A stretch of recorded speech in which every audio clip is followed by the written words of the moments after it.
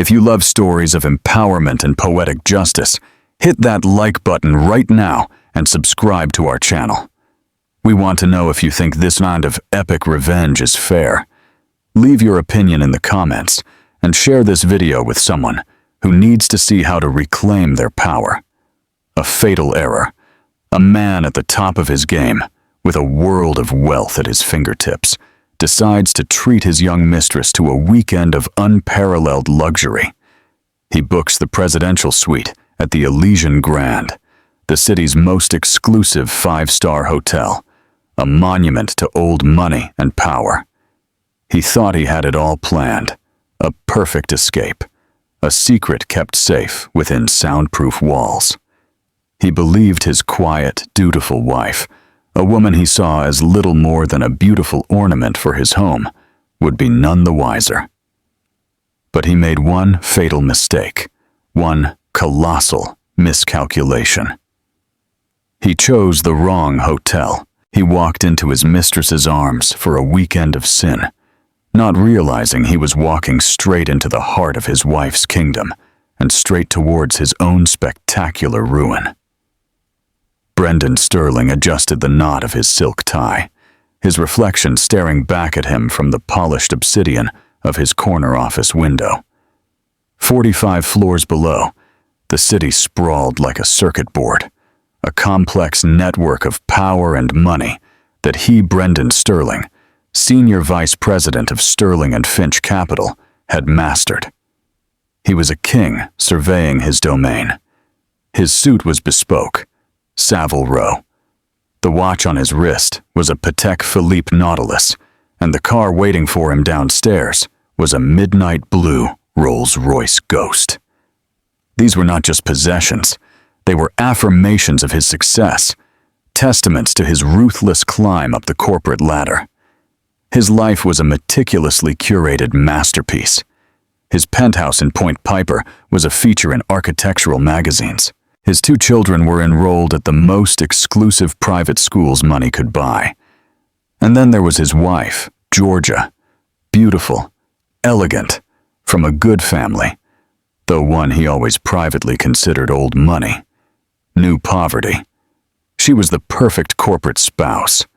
She ran the household with quiet efficiency, hosted flawless dinner parties, and never questioned his late nights at the office. For 15 years, she had been a constant, predictable, and if he were honest with himself, rather boring part of his perfect life. He saw her as a valuable asset, like a blue-chip stock that paid reliable, if unexciting, dividends. A discreet knock on the mahogany door pulled him from his reverie. "Come in," he said, his voice smooth and commanding. The door opened to reveal Chloe Martin. She was 26, with eyes the color of whiskey, and a mane of honey-blonde hair that tumbled over her shoulders. She was a junior analyst in the mergers and acquisitions department, sharp enough to be interesting, but not so ambitious as to be a threat. She was in every way the antithesis of Georgia. Where Georgia was classic elegance and quiet reserve, Chloe was vibrant, demanding, and thrillingly transparent in her admiration for his power and wealth. She closed the door softly behind her, a playful smirk on her lips. "All set for this weekend?" "Boss," she purred, leaning against his desk. The scent of her expensive perfume, a gift from him, filled the air. "Everything is arranged to perfection," Brendan said, a self-satisfied smile gracing his own lips. He walked over to her, placing his hands on her waist, the presidential suite at the Elysian Grand, champagne on ice, a private dinner reservation at the Sapphire, and a weekend where your only job is to enjoy yourself. Chloe's eyes widened. "The Elysian Grand, Brendan. That place is legendary. I thought it was impossible to get a suite there on short notice."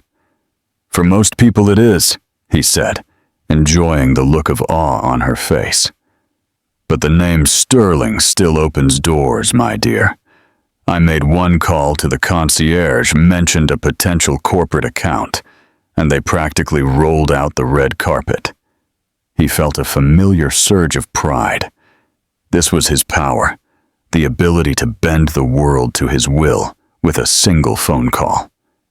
He had told Georgia he was flying to Zurich for an emergency banking conference. It was the perfect lie, plausible, important sounding, and requiring him to be completely out of touch. He had even packed a briefcase with fake financial reports, a piece of theater he found amusing. Georgia had packed his suitcase for him, as she always did, her expression placid and unquestioning. She had even reminded him to take his blood pressure medication. The irony was delicious. "And Georgia?" Chloe asked, her voice a soft whisper, a hint of insecurity clouding her features. Brendan waved a dismissive hand.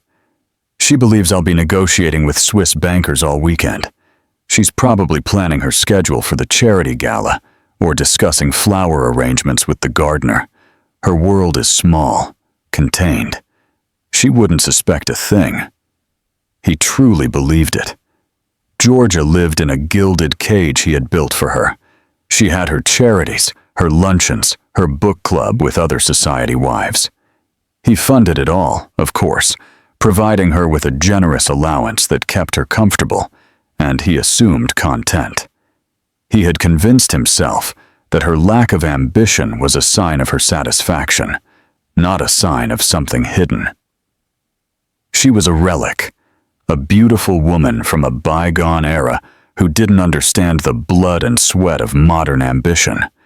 She had no idea how the real world worked, the world he dominated. "Good," Chloe breathed, relaxing into his embrace. "I want you all to myself." "You will," he promised, kissing her deeply. The thrill of the illicit, the sheer audacity of it, was intoxicating. He was Brendan Sterling. He made the rules.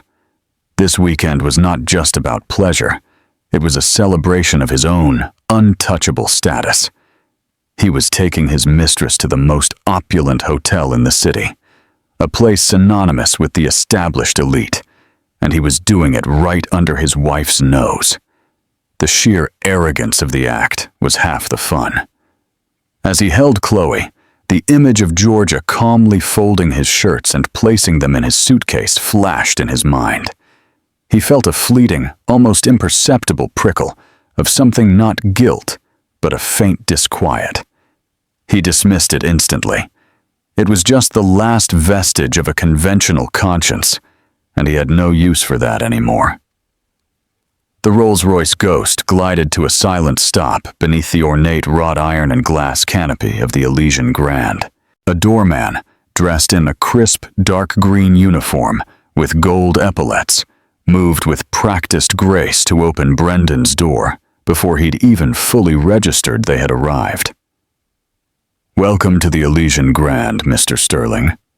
The doorman set his voice a deferential murmur. He recognized Brendan, or at least he recognized the car and the suit. That was all that mattered. Brendan stepped onto the granite curb, feeling the familiar sense of arrival that came with entering such an establishment. This was his natural habitat. He was not a guest here. He was a member of the class of people for whom places like this were built. Chloe emerged from the other side, her eyes wide, as she took in the hotel's facade. A masterpiece of Beaux-Arts architecture, all limestone carvings, grand arches, and soaring columns. She looked momentarily overwhelmed, a small-town girl in the land of giants. Brendan found it endearing. He took her arm, his touch, firm and reassuring. "Try to look like you belong here," he whispered with a condescending smile. Her brief insecurity vanished, replaced by a determined sparkle in her eye.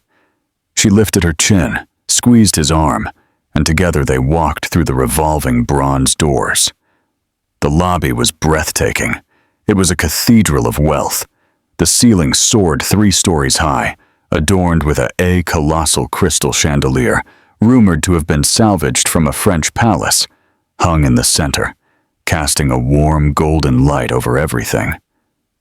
The floors were a checkerboard of Italian marble, polished to a mirror shine. The air was thick with the scent of fresh lilies and old money. The hushed sounds of quiet conversations, the distant clinking of glasses from the lobby bar, and the soft strains of a live pianist created a symphony of refined tranquility. Brendan strode confidently towards the front desk, a long, imposing counter of polished mahogany. A woman with an elegant chignon and a welcoming smile immediately gave them her full attention. "Good afternoon, sir. Welcome to the Elysian Grand. Brendan Sterling," he announced, placing his black American Express Centurion card on the counter. "I have a reservation for the presidential suite." The receptionist's professional smile didn't falter, but Brendan saw a flicker of heightened respect in her eyes. The presidential suite was not just a room. It was a statement. It was reserved for royalty heads of state and titans of industry. "Of course, Mr. Sterling. We have been expecting you," she said, her fingers dancing across the keyboard. "Everything is in order. Your luggage will be brought up immediately. We've also taken the liberty of chilling a bottle of Dom Perignon 2008 for your arrival." "Excellent," Brendan said, a dismissive nod. His only thanks. He turned to Chloe, who was trying her best to appear nonchalant, but was failing to hide her giddiness. She was subtly taking a photo of the chandelier with her phone. He gently pushed her hand down. "No pictures, darling," he murmured. "It's gauche. You're not a tourist." She flushed slightly, but put the phone away. "Right. Sorry. It's just incredible." A bellhop, an older man with a perfectly straight back and a discreet demeanor, appeared at their side. "Mr. Sterling, if you'll follow me, I'll escort you to your suite." They followed him across the expansive lobby, their footsteps echoing softly on the marble. They passed elegantly dressed guests and a quiet army of staff, who all seemed to move with a silent, synchronized purpose. The elevator was a wood-paneled jewel box with a plush velvet bench. As it ascended smoothly, the bellhop spoke in a low, respectful tone. "The presidential suite is located on the penthouse floor, sir. It has its own private elevator key, for absolute discretion." He handed Brendan a heavy, gold-plated keycard. "You will have a dedicated butler, Mr. Tjir Henderson, at your service, 24 hours a day. He is already waiting for you upstairs." "Very good," Brendan replied, his tone clipped. The elevator doors opened directly into a private vestibule. Double doors of rich, dark wood stood before them. The bellhop unlocked them and pushed them open, stepping aside with a flourish. The suite was even more spectacular than Brendan had imagined. It was less a hotel room and more a sprawling penthouse apartment. The living room had floor-to-ceiling windows, offering a panoramic 180-degree view of the city skyline and the park below. A grand piano stood in one corner, a fully stocked bar in another. The furniture was a mix of antique and modern designer pieces, all upholstered in velvets and silks in shades of cream gold and royal blue. Chloe let out a gasp, dropping Brendan's arm and spinning around in the center of the room. "Brendan, this is bigger than my entire apartment building." He laughed, a rich, self-satisfied sound. "This, my dear, is how the other half lives. No, wait, this is how the other 1% lives." The bellhop gave them a brief tour of the formal dining room, the master bedroom with its canopied bed, and a bathroom that was a marble sanctuary, complete with a sauna and a jacuzzi tub overlooking the city. After the bellhop had been tipped generously and had departed, Brendan walked over to the bar and poured 2 glasses from the chilled bottle of Dom Perignon. He handed one to Chloe, who was standing by the vast window, mesmerized by the view. "A toast," he said, clinking his glass against hers. "To a perfect weekend." "To us," she replied, her eyes shining with adoration. They drank the expensive champagne fizzing on their tongues. Brendan felt invincible. Everything was perfect. Every detail had been managed, every contingency planned for. In this suite, high above the world, he was untouchable. He had successfully compartmentalized his life. The dutiful wife in the Point Piper penthouse, the exciting mistress in this palace in the sky. He believed he was in complete control of his universe, a master puppeteer pulling all the right strings. He had no way of knowing that one of those strings, a thread he had long considered severed and forgotten, was attached to the very foundations of the building he was standing in. The first day was a blur of hedonistic perfection. They ordered room service from a menu that seemed to have no limits, lounged in plush robes, and made full use of the suite's luxurious amenities. Brendan felt a profound sense of satisfaction. He had earned this. The stress of billion-dollar deals and market fluctuations melted away in the face of such absolute comfort. That evening they dined at the Sapphire, the hotel's 3 Michelin-starred restaurant. The maitre d' greeted Brendan by name, seating them at the best table in the house, a secluded corner booth with a view of the restaurant's private garden. The meal was an elaborate performance of culinary artistry. Course after course arrived, each more exquisite than the last. Brendan ordered a monthly rent, and he savored the way her eyes widened when he told her the price. He was performing his power for her, and she was the perfect audience. Throughout the evening, he regaled her with stories of his corporate triumphs, of deals he had closed, and rivals he had crushed. He painted himself as a modern-day titan, and she listened with rapt attention, her hand resting on his thigh under the table. He felt more potent, more alive than he had in years. This was the validation he craved, the adoration his wife Georgia had never quite provided. Georgia's admiration had always been quiet, understated. It was the calm approval of a partner, not the breathless worship of a devotee. The next morning, Brendan woke up late, the sun streaming through a gap in the heavy silk curtains. Chloe was still asleep, her blonde hair fanned out across the ridiculously high thread-count pillows. He slipped out of bed, feeling rested and content. He decided to take a steam in the marble bathroom before ordering breakfast. As he stepped out of the steam shower, he reached for one of the thick, heavy bathrobes hanging on a heated rack. It was impossibly soft, made of the finest Egyptian cotton. He slipped it on and tied the belt, his eyes scanning his reflection in the fog-free mirror. It was then that he noticed it. On the lapel of the robe, embroidered in a subtle, elegant silver thread, was a monogram. It was a D intertwined with a V. He frowned, tracing the letters with his finger. What did that stand for? He vaguely recalled the name of the hotel manager who had been mentioned, Dubois. Perhaps it was for Vicomte Dubois, a flourish for the hotel's founding family. It seemed plausible. This hotel was steeped in old-world European tradition. Still, it was a strange, specific detail. He shrugged it off. It was just a monogram. He walked back into the main suite robe, cinched tight, and called for their butler, Mr. Henderson, to arrange breakfast. As he waited, his eyes wandered around the room, now taking in the smaller details he had missed in his initial awe.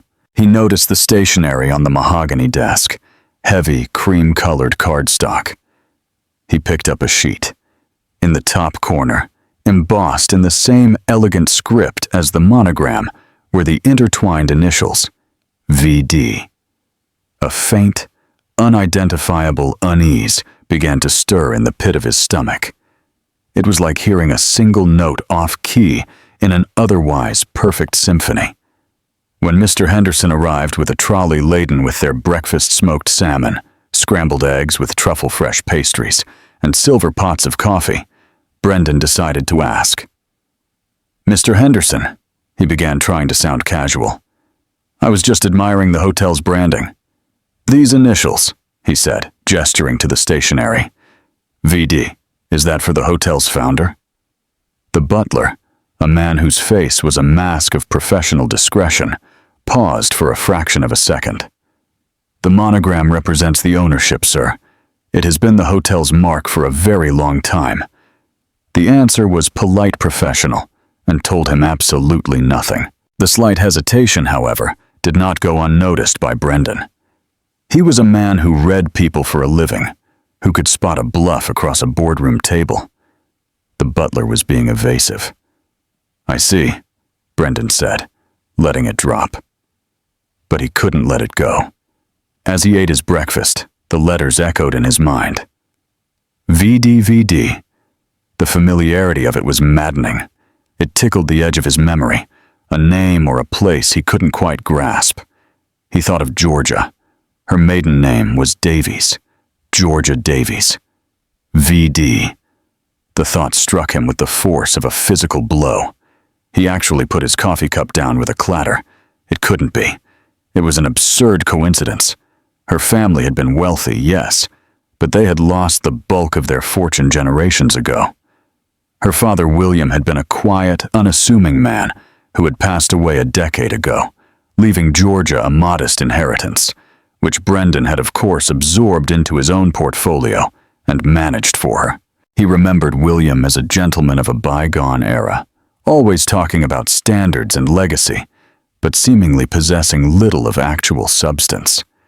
He had owned a few small boutique hotels, Brendan recalled, but nothing on the scale of the Elysian Grand. No, it was impossible. A ridiculous, paranoid leap of logic. There must be hundreds of names that fit those initials. Vanderbilt, Van Doren, de Villiers, all far more likely. He glanced at Chloe, who was happily snapping a picture of her aesthetically arranged breakfast plate for her social media. She was oblivious to his internal turmoil. "Everything okay, Brendan?" "You look like you've seen a ghost," she said, finally looking up from her phone. "Fine." He snapped his tone sharper than he intended. "Just thinking about the markets." He forced himself to relax. He was being an idiot. He was at the pinnacle of a perfect weekend, and he was letting a stupid monogram spook him. He was Brendan Sterling. He was in control. This was his world, his hotel, his weekend. The initials were a coincidence, nothing more. But for the rest of the day, he couldn't shake the feeling of unease. He started seeing the monogram everywhere, on the tiny silver sugar tongs, on the leather-bound menu for room service, on the corner of the linen napkins.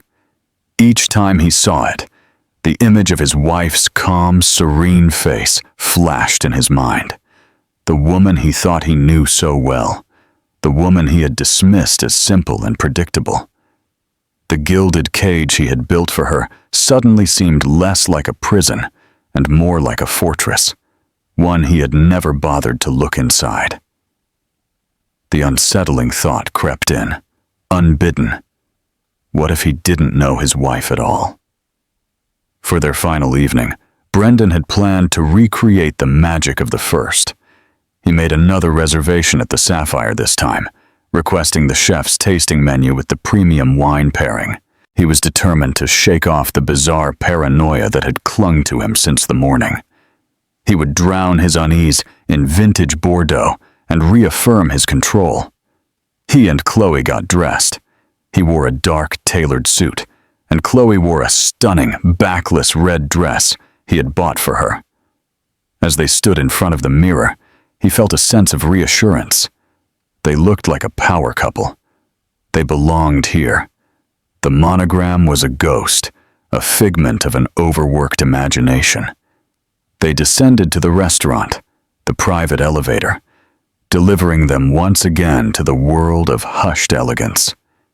The maitre d', a polished Frenchman named Pierre, greeted them with an even warmer smile than the night before. "Mr. Sterling, a pleasure to welcome you back. Your table is ready. The chef is very excited to present tonight's menu for you." They were led to the same secluded booth. Brendan settled into the plush velvet, the familiar surroundings comforting him.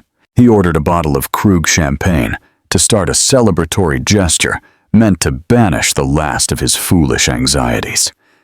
"You know," Chloe said, leaning forward and placing her hand on his, "this has been the most incredible weekend of my life. I feel like a princess." "You deserve it," Brendan said, his confidence returning.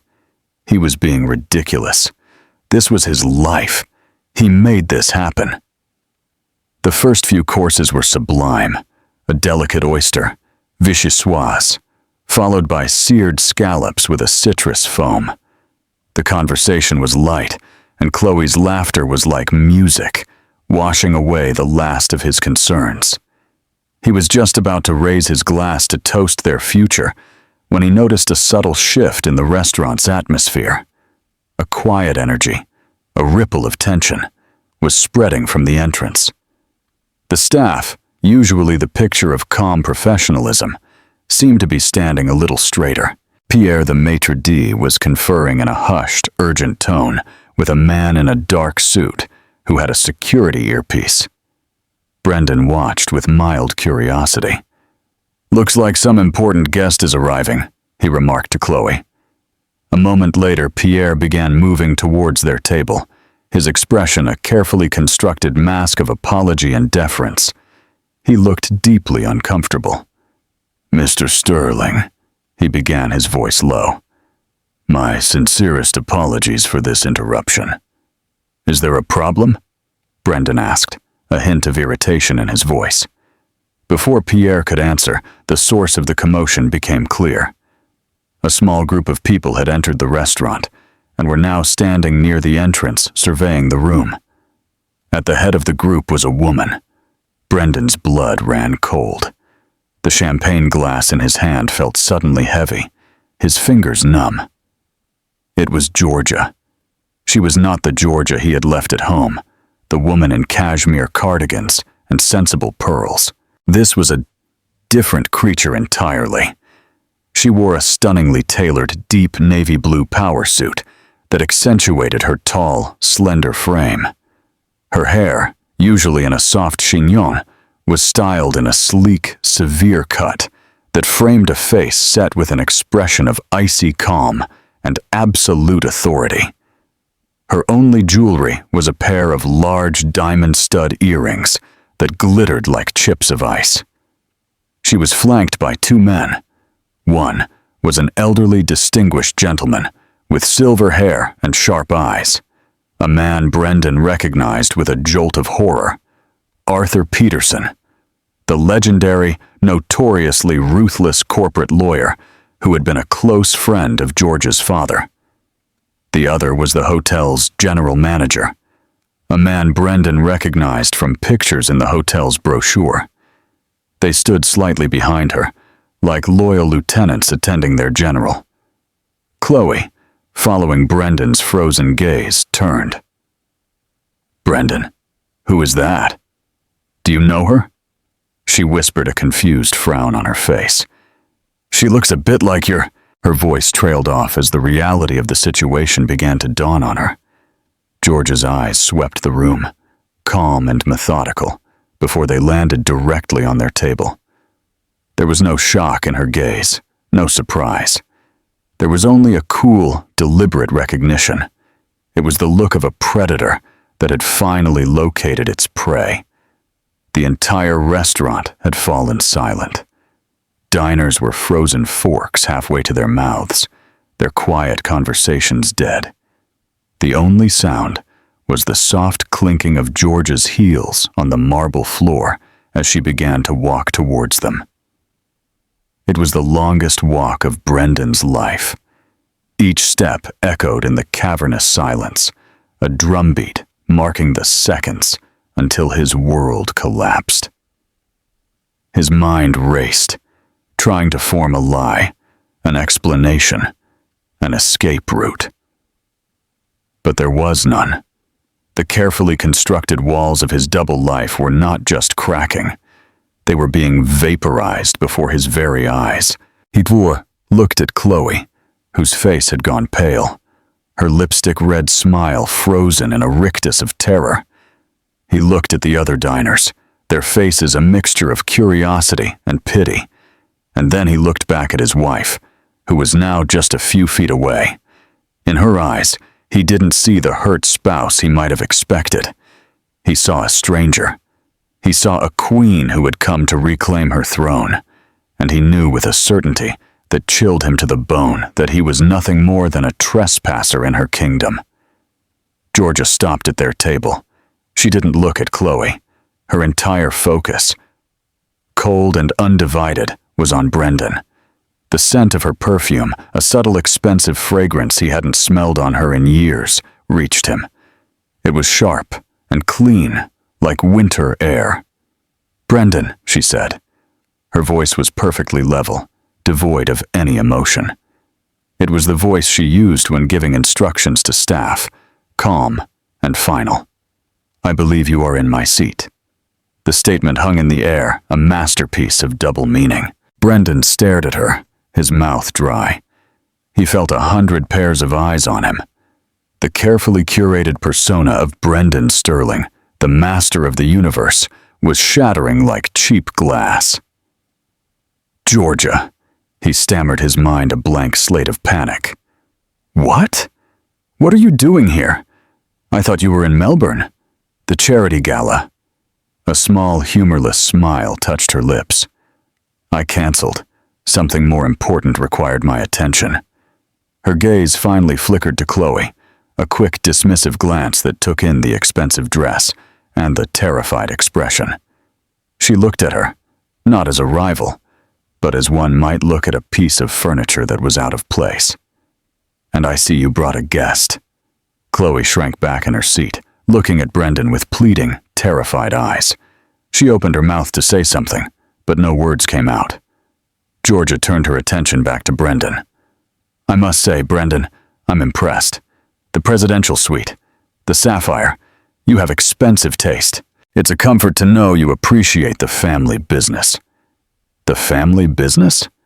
The words hit him like a physical blow, connecting the dreadful dots that had been plaguing him all day. The monogram. VD? Georgia Davies. I don't understand," he managed to say, though the truth was crashing down on him with the force of a tsunami. "Let me clarify for you," Georgia said, her voice dropping slightly, becoming even more precise, each word a carefully sharpened blade. "My father, William Davies, founded Davies Hotel 60 years ago. His first hotel was a small inn in the countryside. But he was a brilliant man. He built an empire piece by piece with his own hands. The Elysian Grand was his masterpiece, his crown jewel. When he died, he left his entire controlling interest, all of it, to me." She paused, letting the information sink in. The entire restaurant was listening, captivated by the real-life drama unfolding before them. "For 10 years, she continued, I have allowed a board of trustees, hand-picked by my father, to manage the company's day-to-day operations. I preferred a quiet life. I wanted to raise my children. I wanted to be a wife. I trusted that the world my father built was in good hands, and I trusted my husband." Her eyes bored into him, and for the first time, he saw a flicker of the immense pain he had caused her. But it was immediately suppressed, replaced by a will of tempered steel. "But recently, I decided it was time to take a more active role. As of last Monday, at the annual shareholders' meeting, I dissolved the board of trustees and assumed my rightful position. I am the sole acting chairwoman of the Davies Hotels, which owns this hotel, and 117 others worldwide. The monogram you've been seeing everywhere, it doesn't stand for Viscount Dubois. It stands for Georgia Davies. Welcome to my hotel, Brendan." The silence in the room was absolute. Brendan felt the blood drain from his face. He was not a king in a conquered territory. He was a fool who had thrown a party in the lion's den, unaware the lion was at home. Georgia then turned her steely gaze upon Chloe. "Miss Martin, is it not?" Chloe nodded, trembling. "You are an analyst at Sterling and Finch Capital, I believe. Sleeping with a senior vice president, your direct superior, is a flagrant violation of your company's ethics clause, not to mention a serious lapse in judgment. Consider your employment terminated. Mr. Peterson has already been in contact with your firm's head of human resources and its board. I wouldn't bother going into the office on Monday." Chloe let out a small, strangled gasp. Her dream weekend had turned into a career-ending nightmare. Finally, Georgia turned back to the man she had been married to for 15 years. "As for you, Brendan, our joint bank accounts, which hold the funds from my family's trust that you so generously offered to manage for me, have been frozen. The locks on the Point Piper penthouse have been changed. Your belongings are being packed as we speak and will be sent to your office. Don't bother going home. You are no longer welcome there." She reached into her handbag and pulled out a single document, placing it on the table between Brendan's plate and his wine glass. "These are divorce papers drafted by Mr. Peterson. My terms are not negotiable. You will find I have been meticulously documenting your indiscretions for the past 3 years. You will sign them. You will walk away with nothing but the clothes on your back, and you will never see our children again without my express, supervised consent. If you fight me, I will use the full weight of my resources to destroy not just your career, but your very name. I will make sure the name Sterling is synonymous with humiliation and failure in every financial circle on the globe. Am I clear?" Brendan could only stare at her, speechless. The woman he had patronized, underestimated, and dismissed as a decorative object had just systematically dismantled his entire life in under 3 minutes in a public forum with the cold precision of a surgeon. With that, she turned. "Pierre," she said to the maitre d' who was standing nearby, pale and rigid, "please see that Mr. Sterling's guest is escorted from the premises, and present Mr. Sterling with the bill for his stay, in full. He will be paying with his personal card." She gave Brendan one last lingering look. It was a look of finality, of an old chapter being closed and a new one beginning. There was no hatred in it, only a profound and chilling indifference. Then, flanked by her lawyer and the hotel manager, Chairwoman Georgia Davies turned and walked out of the restaurant, her posture perfect, her control absolute, leaving behind the smoldering ruins of the life she had just incinerated. For a long moment, after Georgia's departure, Brendan remained frozen, a statue of shock and humiliation. The silence in the restaurant was finally broken by a muffled sob from Chloe. She pushed her chair back, her face a mess of running mascara and disbelief. "My job," she whispered, looking at Brendan as if seeing him for the first time, not as a titan of industry, but as the architect of her ruin. You said everything was under control. I thought it was—" He stammered the words, feeling like ash in his mouth. 2 discreet but firm security guards materialized at their table. Pierre the maitre d' approached his face, a mask of professional regret. "Miss," he said softly to Chloe, "if you would please come with us."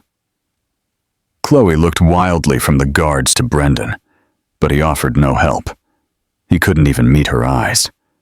Humiliated, she grabbed her small clutch purse and allowed herself to be led away, her red dress a slash of shame against the restaurant's muted tones. The moment she was gone, Pierre placed a leather-bound bill folder on the table.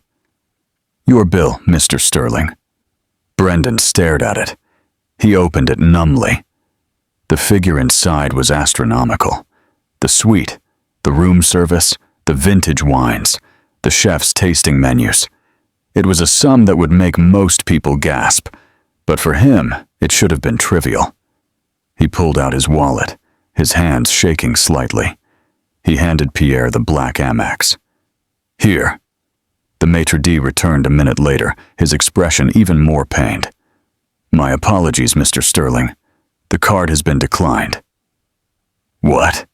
Brendan scoffed. "That's impossible. Run it again." "We have, sir." 3 times. It appears the account has been suspended. Of course, the joint accounts. Georgia hadn't just frozen them. She'd likely had his supplementary cards canceled. He fumbled for another card, a corporate Visa. "Try this one." Pierre returned again, shaking his head slightly. "Also declined, sir." The blood rushed to Brendan's face. The other diners were no longer pretending not to watch. Their whispers were a low hum of judgment. He was no longer one of them.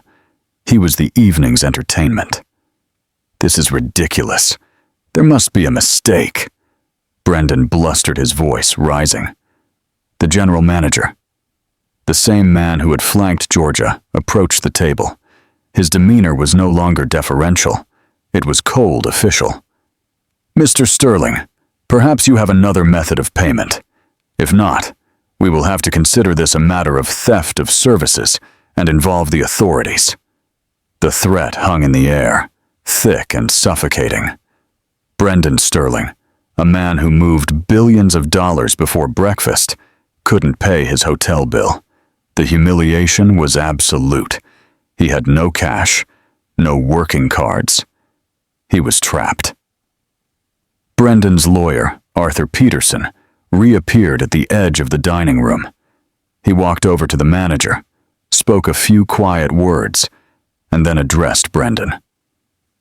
"Mr. Sterling," Arthur said, his voice like gravel. "Miss Sterling, that is Miss Davies, has graciously offered to settle your bill. It will be deducted from whatever minimal settlement you might have hoped for in your divorce. Consider it her final gift to you." He slid the divorce papers closer to Brendan. "I suggest you sign these. Now."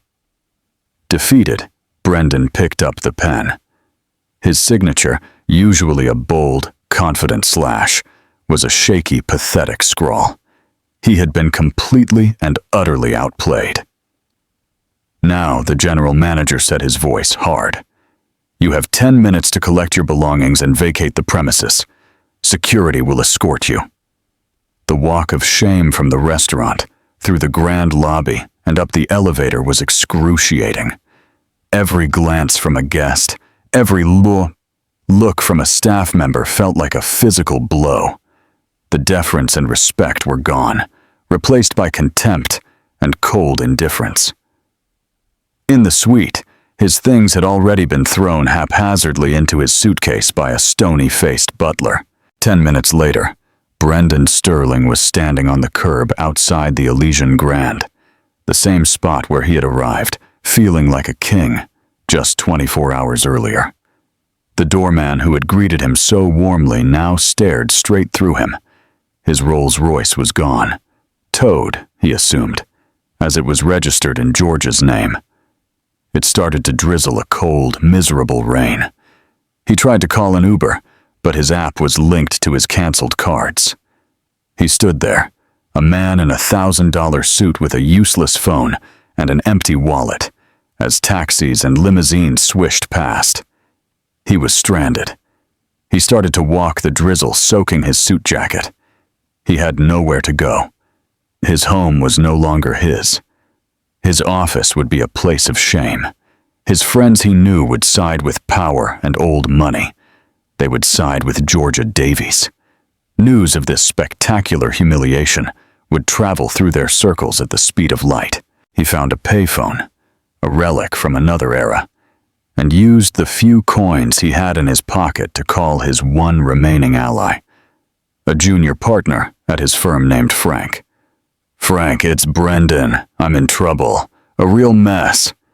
He tried to explain, but his story came out as a panicked, incoherent ramble. Frank listened, and when Brendan was done, there was a long pause.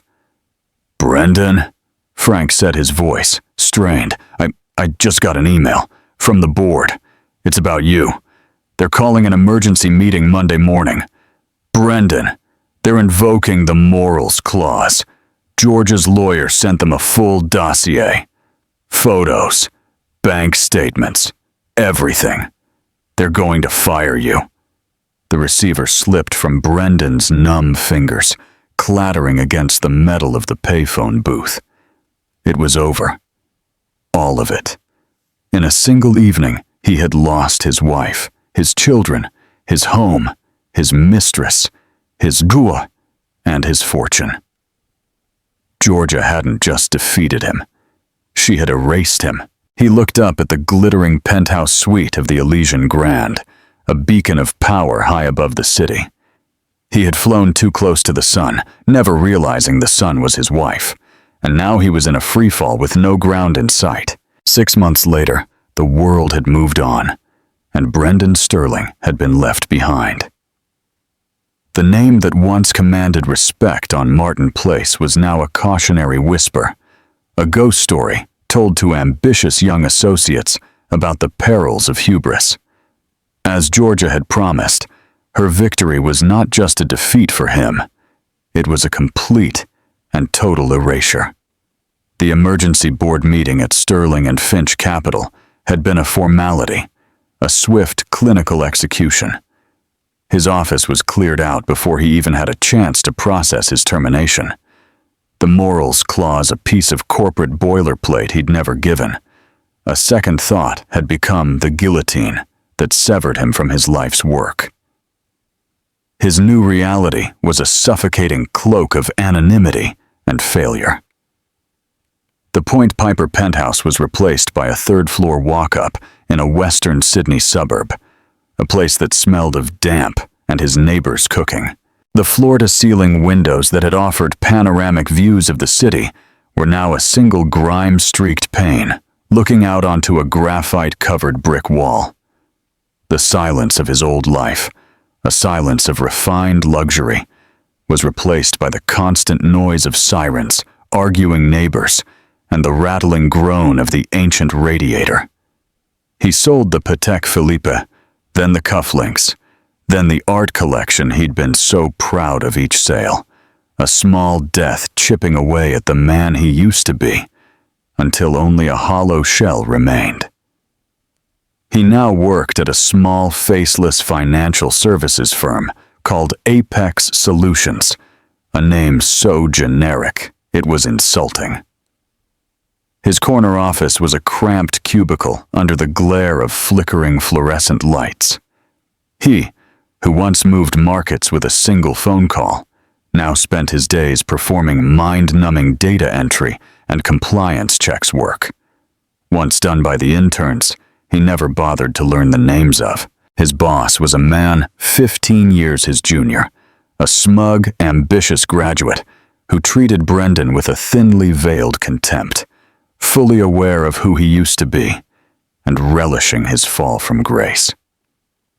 Sometimes he would see young women in the office, bright and eager, who reminded him of Chloe, and he would feel a surge of bitter resentment. It was not remorse for her ruined career, but anger that his appetites had led him here. His evenings were the worst. The profound isolation was a physical presence in his small apartment. He'd tried calling old friends, the men with whom he'd shared cigars and 100-year-old scotch. The calls went unanswered. The few who did pick up were brief and cool, making excuses before quickly ending the conversation. He was a liability, a social leper. He was no longer a member of the club.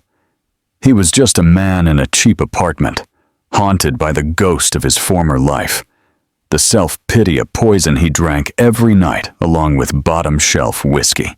While Brendan was sinking into the mire of his own making, Georgia was ascending. Stepping into her role as chairwoman of the Davies Hotels, she was not just competent, she was formidable. The years of quiet observation, of being underestimated and dismissed, had forged her into an astute and decisive leader. She saw things the old board comprised of men comfortable with the status quo had missed. One afternoon in the main boardroom on the top floor of the Davies Tower, she was presenting her flagship proposal, the Davies Green Initiative. It was a multi-billion-dollar, decade-long plan to make the entire hotel chain carbon neutral, focusing on sustainable sourcing, renewable energy, and community investment. A portly, silver-haired board member named Gerald Croft, a holdover from the old guard, and a friend of her father's, cleared his throat condescendingly. Georgia, with all due respect, this is a noble sentiment, but the numbers are idealistic. The upfront investment will slash our profit margins for years. Our shareholders expect dividends, not virtue signaling. Georgia didn't flinch. She met his gaze with her calm, steady eyes. Thank you, Gerald. I value your traditional perspective. The word traditional was delivered with surgical precision, making it sound synonymous with outdated. She clicked a button, and the screen behind her filled with complex charts and data projections. What you call virtue signaling, Gerald, I call future-proofing. Our key demographic, travelers under 40, with significant disposable income, increasingly make choices based on corporate ethics and sustainability. This isn't an expense. It's an investment in our brand's relevance for the next 50 years.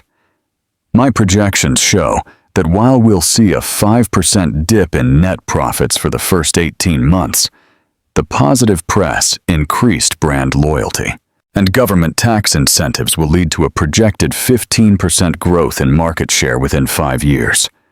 We won't just be a luxury brand. We will be the ethical luxury brand.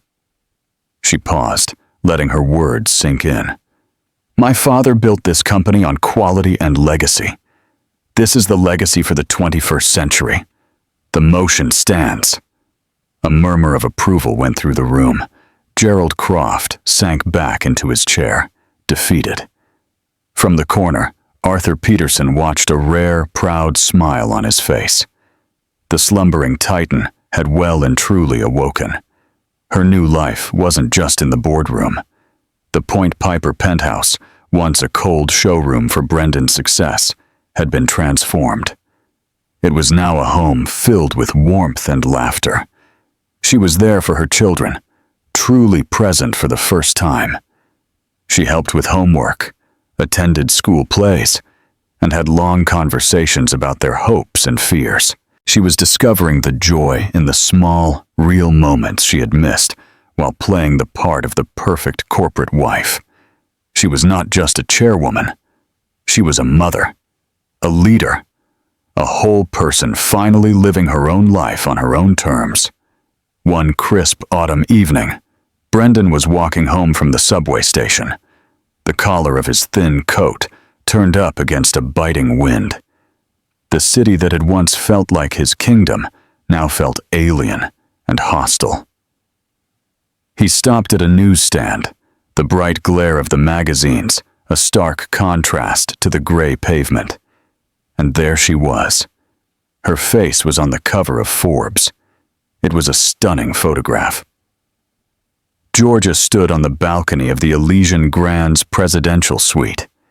His suite, the city lights twinkling behind her like a carpet of diamonds at her feet. She looked directly at the camera, an expression of serene power and unshakable confidence on her face. The headline was a coronation. Georgia Davies, how the quiet heiress reinvented a global empire. His hand trembled as he paid for the magazine. Back in the oppressive silence of his apartment, he sat under the single dim lamp and read the article. It was a hagiography, a glowing tribute to her brilliance. It detailed her sustainability initiatives, her shrewd acquisitions of boutique hotel chains, her employee profit-sharing program. It quoted industry rivals who expressed their grudging admiration. Then he reached the part about her personal life. After an amicable divorce from her former husband, it read, Davies has focused on her children, and her role as a transformative leader in the hospitality industry, proving that a new chapter can be the most awarding one. Amicable divorce? The word sparked a harsh, dry laugh in his throat. He wasn't a villain in her story. He wasn't even a footnote. He was a typo that had been corrected, an inconvenient detail completely written out of the narrative. He let the magazine slip from his fingers. It fell to the floor, landing with George's triumphant face looking up at him. He had never really seen her. He had looked at her every day for 15 years and seen only a reflection of his own success, a beautiful passive accessory. He had failed to see the keen mind, the patient heart, and the core of Davy's steel that ran through her veins. He had thought he was the master of his universe, a sun around which everything revolved, but he had only been a minor moon orbiting a star, and he had been foolish enough to think his own dim light was the source of all power. He got up and walked to the window, staring out at the dark, unforgiving brick wall that was his horizon. He pictured her standing in her office at the top of the Davies Tower, looking out at the endless, glittering expanse of the city, a city that was now hers to conquer. High above, a new dawn had broken for Georgia Davies, bright and full of promise. For Brendan Sterling left in the darkness below, it was a permanent and deeply deserved dusk. Brendan Sterling learned the hardest lesson of all. The person you underestimate the most can be the one holding all the cards. He saw his wife as a part of his perfect life's decor, only to discover she owned the entire building, and he was nothing more than a temporary guest who had overstayed his welcome. George's story is a powerful reminder that strength isn't always loud. Sometimes it's the quiet, patient force that waits for the perfect moment to reclaim its power. It's a tale of justice, empowerment, and the spectacular consequences of betrayal. If you were captivated by George's incredible journey from a silent partner to a reigning chairwoman, make sure to hit that like button to show your support. What did you think of Brendan's stunning downfall? Let us know your thoughts in the comments below. And most importantly, if you want more gripping stories like this, don't forget to subscribe to our channel and click the notification bell so you never miss an update. Thank you.